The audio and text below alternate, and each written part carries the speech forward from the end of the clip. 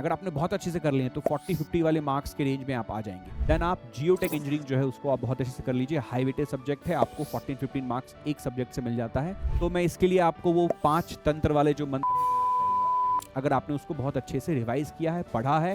Hello बच्चों, सो I hope आप में से सारे बच्चे जो हैं वो गेट 25 की जो प्रिपरेशन है बहुत अच्छे से कर रहे होंगे।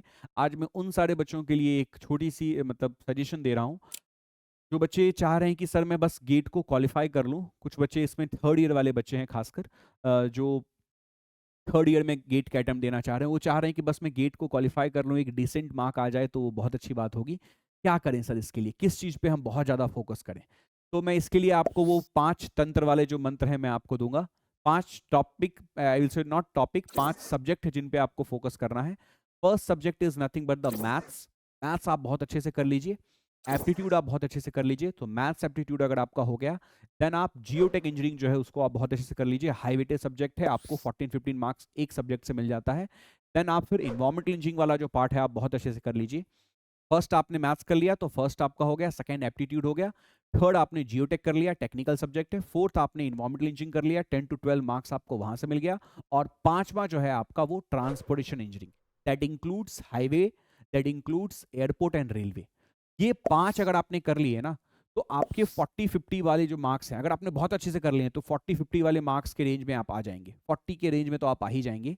अब इसके अलावा आप जितने भी सब्जेक्ट ऐड ऑन करते जाएंगे, चाहे आपने ओसीएफ को ऐड कर लिया, चाहे आपने सॉम को ऐड कर लिया, चाहे आपने स्ट्रक्चरल एनालिसिस को ऐड कर लिया, जितने भी सब्जेक्ट आप ऐड करते जाएंगे वो आपका मार्क्स ऐड ऑन होता जाएगा, प्लस होता जाएगा। बट ये 5 सब्जेक्ट आपको, ये 5 सब्जेक्ट खुद आपको 40 प्लस मार्क्स देने की क्षमता रखते हैं, अगर आपने उसको बहुत अच्छे से रिवाइज किया है, पढ़ा है, और ये आप कॉन्फिडेंट हैं कि इससे आए हुए सवाल में बना लूंगा, इसके आप सारे PYQs लगा के बैठे हैं। तो मतलब अगर आपने इस 5 सब्जेक्ट को बहुत अच्छे से किया है तो 40 प्लस लाने के चांसेस बहुत ज़्यादा है।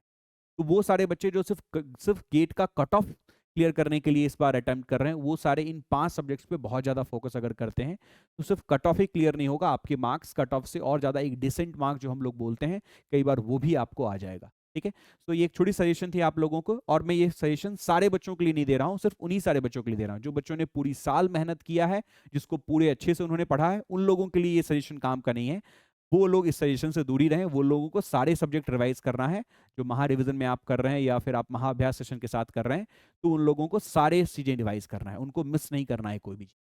आई hope it is clear to all of you. ठीक है, आई होप ये सेशन आप लोगों के काम आया होगा। Thank you everyone.